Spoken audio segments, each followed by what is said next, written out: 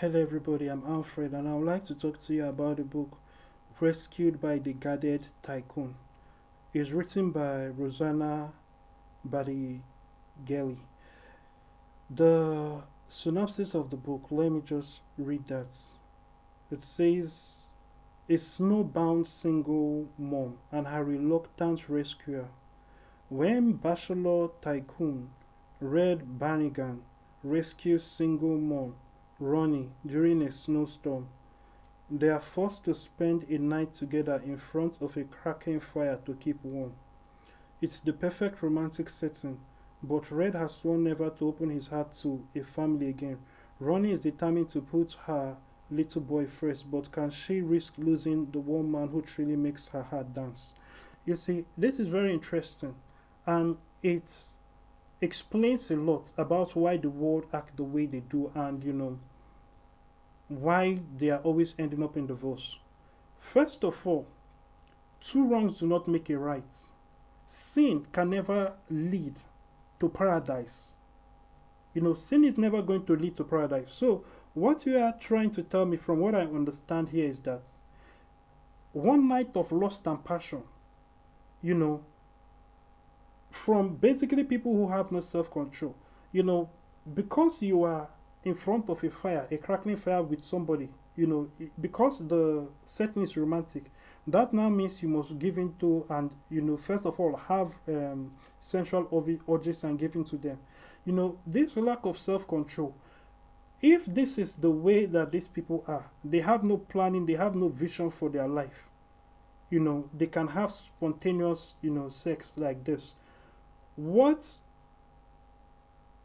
then makes it, you know, logical in anyone's mind that if they were married, or these two people got married, that if they were in front of a crackling fire with somebody else that they found or was physically attractive, why wouldn't the same thing happen?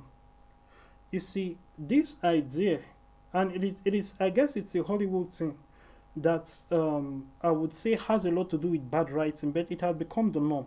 When there's a romantic setting, it is like romance must bloom. Of course, when you look at the old um, classic movies, anytime a man saves a woman's life, in basically almost any movie, it automatically means that the relationship must start. Especially in action movies, a man saves a woman's life. In the old movies, they got married. Now it means that they start their whatever boyfriend or girlfriend, whatever. But this is crazy, and this is not how life works. You see, and like I said, sin can never lead to paradise. This was based on lust. How can an outburst of lust lead to a lasting, meaningful relationship? A relationship is someone says something very important. If you were to take a trip, from one part of the country to another, you know, or you were to drive to a far distance, you were to take a long journey, you would first of all make sure that you have all that is required. You've packed your bags. You would ask yourself, can the car or the vehicle take you that far? Will you need to stop for gas? This, that. There are a lot of questions you have to ask. There are a lot of things that you must consider, and that is just for taking a trip. How much more a relationship? You cannot start a relationship just on spontaneity in that way, because it will end up in disaster. Because you see, the same way, if you are taking a trip, there are already preconditions. You have to, number one, have enough money to last you on that trip. You have to know, if you are using your own car, can your car go that far? And you have to be sure of the what route are you taking. There are some people who don't do any research, and so when they go on a trip, they are always asking for direction. They are always stuck. They don't have any plan. They never thought that far ahead because they were not planned. They were not prepared. If you go into a relationship that way, that is an issue. You should already, just the same way, you must know that you must pack your toothbrush. In the same way, there are certain things that you must know that has to be there if you want to get into a relationship. Let's say that you are business minded, and that is important to you, and you're trying to build a dynasty.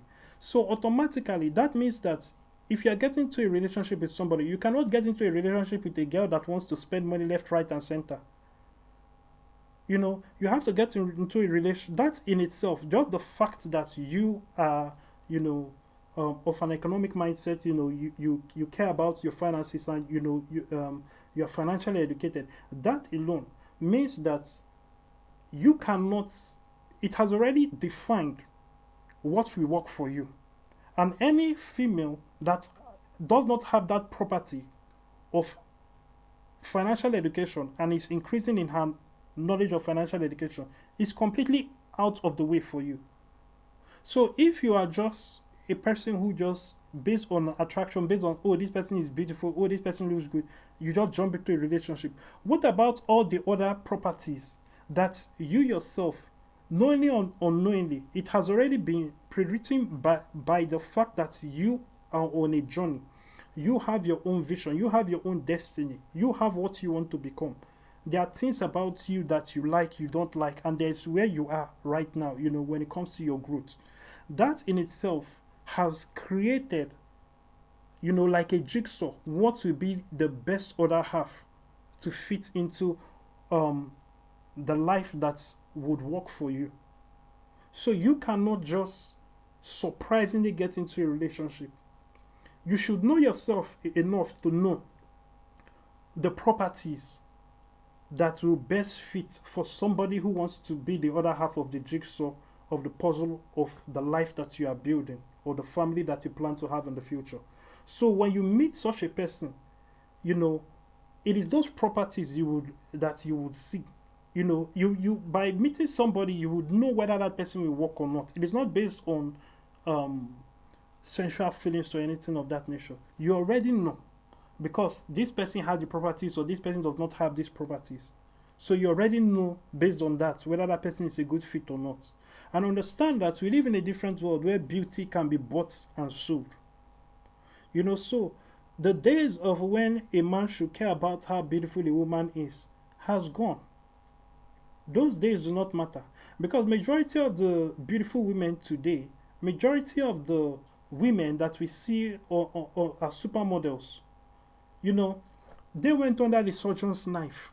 They are a mixture of all kinds of things. Now it is like cosmetic, women putting on makeup has now turned into women putting on disguises.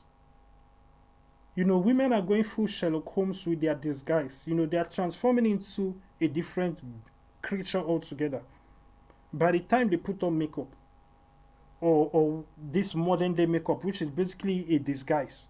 So any woman can look beautiful if she understands the modern day methods of makeup, or if she decides to go under the surgeon knife. As a matter of fact, it has been revealed, that, and in the case of like Sports Illustrated, they put a transgender woman on the cover of the magazine, and there are some men who don't know. And for that for those of you who do not know what that means, I'm talking about somebody who was born a man.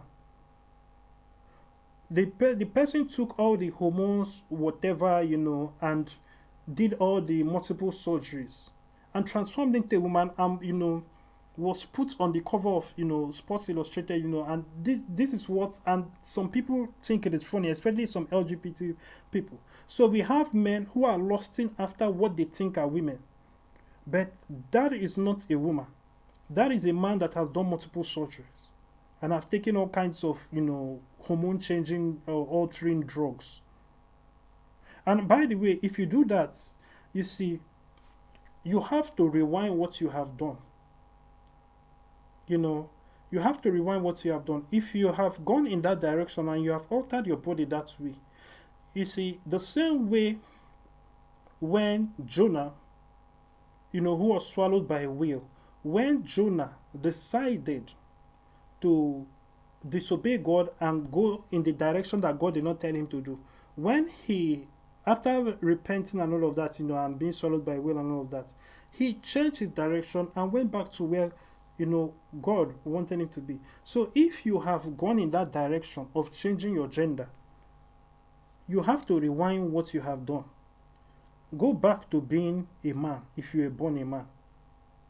If you were born a woman, go back to being a woman. You have to go back all under the surgeon's knife and remove all those fake um, breasts and all of that and undo the drugs that you have taken.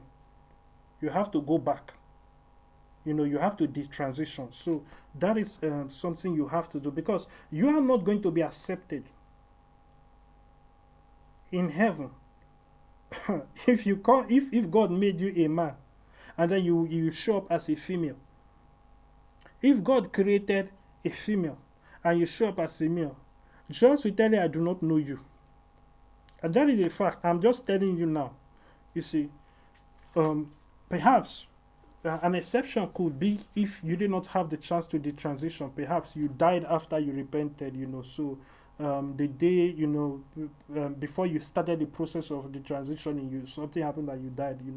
But apart from that, you have to understand that the direction that you are going, when Satan is leading you in a direction, don't expect that you will find heaven at the other end. There are people who ask questions like, if somebody commits suicide, will they go to heaven? How can you go to heaven? Satan is the one who is leading you in the direction of committing suicide. If Satan knows that you are going to heaven, do you think he will want you to commit suicide? Do you think he will inspire you to commit suicide? Satan can never lead you in a direction where the end of it is heaven or your own benefit or you getting closer to God. Satan leads you away from God, not towards God. You see, so be wise. Also for people who are saying things like they are going through depression. You go through depression because you decided to disobey the book of Philippians. Philippians 4:8. Whatsoever is good, whatsoever is lovely, whatsoever is of good report, think on these things. You disobeyed that scripture. That is why you are in depression. If you are depressed, what is in your mind? Jesus said that we should not worry. Jesus said, he made it clear, be anxious for nothing. But yet, what you decided to take on the burdens and the troubles of the world and the things that are the circumstances around you. You have magnified the troubles and the problems more than God. You have chosen to disobey God. God said, do not be anxious. You have chosen to be anxious. Now your anxiousness is actually the father of your depression. Depression is your fault. Depression is a choice. But of course, the world won't tell you these kinds of things. They will tell you nonsense and then make you believe all kinds of foolish things that will make you weaker and tell you mental health this and trauma this and because you saw this you must have lifelong trauma. There are people who they tell stupid things like, because you saw because your father mistreated you or your mother mistreated you as a child, so as an adult the trauma is still there and it's hindering you, or it is part of the reason why some people do not turn out to be good people and things like that. That is nonsense. Do you know how many people have seen wars? Do you know how many people have seen their parents die in their arms? Do you know how many people who have seen all kinds of things, they turned out right? Can you actually pick up a book and see, nowadays a lot of books are lies. People are trying to change history, and their historical accounts are, people are writing modern day books about history that are full of lies. But when you get books that were actually written back then to really get a comprehension of what people went through, you see, when you think about the Romans and all of that, why didn't the people who experienced all that era of chaos, why did they end up growing up right? Look at Jews, for example. Do you know that all the Jews that came out of those concentration camps, they all ended up being successful? Understand that I'm not saying that the concentration camp, because some people like to take things out of context. I'm not saying that the concentration camp made them stronger, or it built them, or it trained them and helped them succeed. No, that is something that should have broken them down. That concentration camp should have broken and killed their spirits completely. But in spite of all that they saw in those Nazi concentration camps, those people understood the importance of moving on. They understood the importance of not letting the past and events from the past be a noose around your neck that pulls you down. But we have African Americans who are trying to pull up slavery from many years ago and say that, oh, most of the people who are talking about slavery don't even know that their parents, a lot of the people who are complaining, a lot of the African Americans who are complaining about slavery, their ancestors were never slaves. Some of them, if they do their research, they will find out that their ancestors were among the African Americans who owned slaves. Or their ancestors also had relations in Africa who owned slaves. Some of them, their ancestors have always owned slaves, right from Adam, right from Abraham, right from, way back. It goes way back, you see. But they have chosen to use this as a noose around their neck, that, oh, because of this, there's post-slavery trauma, because my ancestor, probably, working for one white man as a slave, blah blah blah blah blah. So therefore, it is affecting my ability to succeed. It has a psychological repercussion on me. That is you. What about the Jews that went through the concentration camp, the Nazi concentration camp themselves? I'm not talking about their descendants. They themselves, when they left there, show me a Jew who went through the concentration camp system that ended up not being successful. They were able to, in spite of such an experience, because that time people did not believe in carrying bad experiences as an excuse for not performing. You see, but in this day and age, we have people who are trained to be wussies, to be soft. You have the Naomi Osaka and the Simon Biles, athletes that when they feel uneasy, they complain and say, oh, mental health issue, oh, I cannot do an interview, oh, mental health issue, I'm dropping out of the Olympics. In the middle of the Olympics competition, I am dropping out, because of my mental health. And then people are clapping, oh, you are so brave, you are so courageous. Sure. This is so sad. But, we need to be wise. We need to be wise. We need to be wise. In any case, I hope that as time goes on, people will get on board with wisdom. When you create arts, when you create books, whatever you do, make sure that it has truth and make sure that it advances the gospel. Write books that actually tell the truth, and Jesus is truth, so put that in there. This prison of writing cliches and doing crazy things and expecting different results needs to stop. That being said, make sure you check out alfred.vip, and if you like to be a part of transforming the world, in creating Christian entertainment, books, movies, all of that, our goal is to ensure that everywhere you look, there's no such thing as non-Christian entertainment. That is what we want, and that is what we will do. It is something that has to be done. So if you like to be a part of our plans, reach out to us on alfred.vip. Also, if you like to start your own Christian company, go ahead, and just do it. You want to start your own Christian entertainment company, whether it's movies, video games, books, whatever, go ahead and do it. The Lord is with you. Pray, and if the Holy Spirit, if you receive the Holy Spirit, make him truly your senior partner, which is what he is there for, and you would succeed. Nothing can stop you. Thank you, and God bless you. If you haven't given your life to Christ, go to salvationprayer.alfred.vip. Have a nice day.